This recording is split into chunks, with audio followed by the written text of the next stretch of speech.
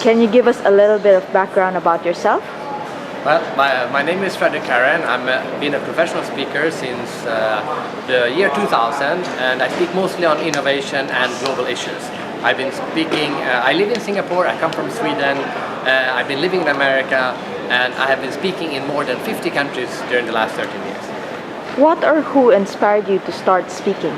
Actually, I started speaking already in 1995. I wrote a book about internet and marketing in 1995, and obviously at that time people were really interested about the internet, so I started doing speeches. From 95 to 2000 I did a lot of public speaking as part of my job, but from 2000 I kind of transformed into a full-time professional speaker, and then my subject slowly moved from what is this thing called the internet to how can we use this new thing called the internet, or how can we use anything new in order to innovate and be creative. So for the last 13 years, the innovation and creativity has been my subject.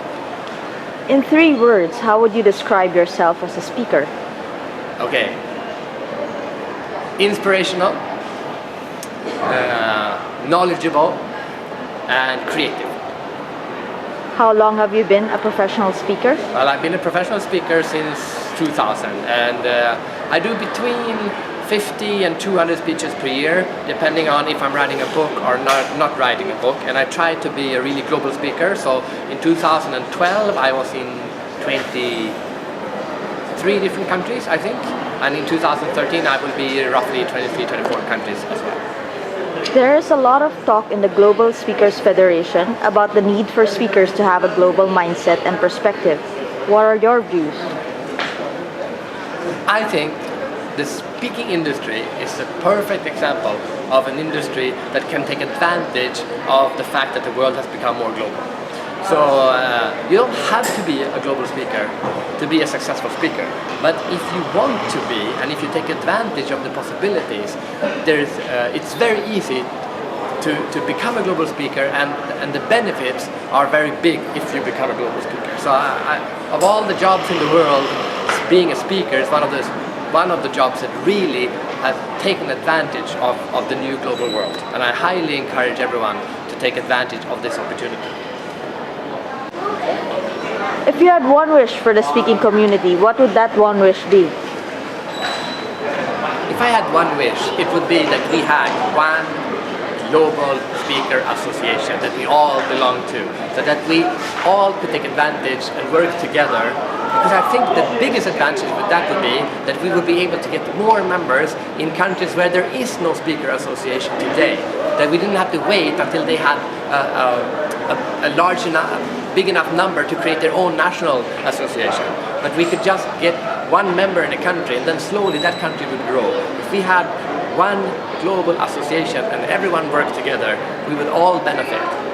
That's my big wish, my big goal. What is your number 1 marketing tip?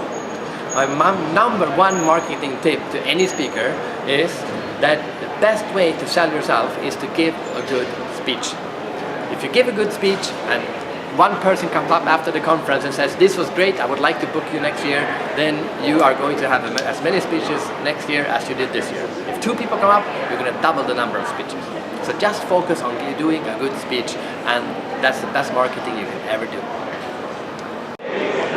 You will be speaking at the Global Speakers Summit. What are the most important things that your audience should take away from your presentation?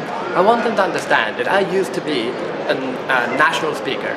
I did 150, 200 speeches in Sweden, and I was happy with that. I enjoyed it, it was fun, I learned a lot, I got inspired. But then roughly around 2005, 2006, I started doing more international speeches. And then I became a global speaker. So I can compare. And I want my audience at the Global Speaker Summit to feel the difference that I felt when I went from being a national speaker to an international speaker to a global speaker. Because the difference is immense. As a global speaker, you get more knowledge, you get more inspiration, you get more stories, but most importantly, you experience the world. So when you stand there on stage and you tell people that this is how it is in the world, you're not just saying that because that's what you think.